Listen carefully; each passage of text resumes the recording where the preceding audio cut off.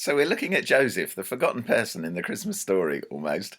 It's normally about Jesus and Mary and the donkey, isn't it? Well, this I thought it would be good to talk about Joseph and the way that we react when we are sinned against, the way that we react when things go wrong for us, or things fall apart, or things that we've invested in don't happen. The way that we can get angry and shout and maybe swear and rant, and maybe we just get on our righteousness hobby horse, and the sort of campaign for moral purity, and anything else that happens around Christians when we think people have been bad.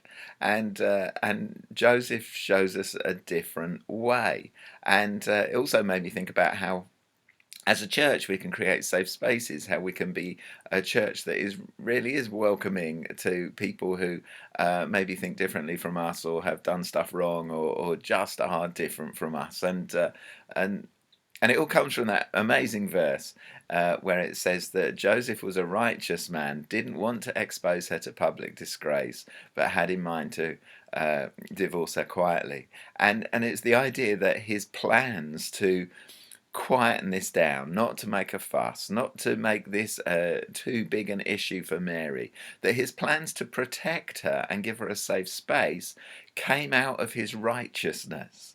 And of course, that sets off all sorts of interesting thoughts in our head about what happens when righteous people are around sin and are around failure or disappointment, and what we tend to do as righteous people, or what can happen as righteous people.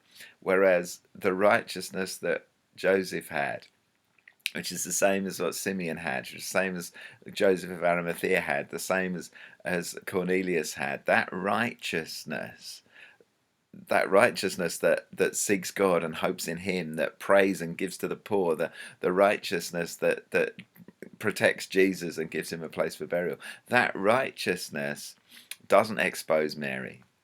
That righteousness creates safety for her and deals with it in a very unfussy way. And that that leads on in the story to how Joseph then gets revelation. God speaks to him so many times, normally through a dream, and that's obviously Joseph's main way of hearing from God is through dreams. And talk about that maybe if you like. That would be a good thing to think about, how God speaks to you. And then how he obeyed, because he was a righteous man, and he did exactly what God said and started to live by revelation, and ended up in Nazareth, and yet still as a righteous man went to the temple every year with his son and his wife in order to celebrate Passover together. And so this righteousness, I just would love you to talk about how that works out, what it looks like, and how to create a community of righteousness. And been thinking in my apostolic group about the peach and the coconut, which is just a simple concept that a peach is very soft on the outside and hard on the inside, and a coconut is hard on the outside and soft on the inside.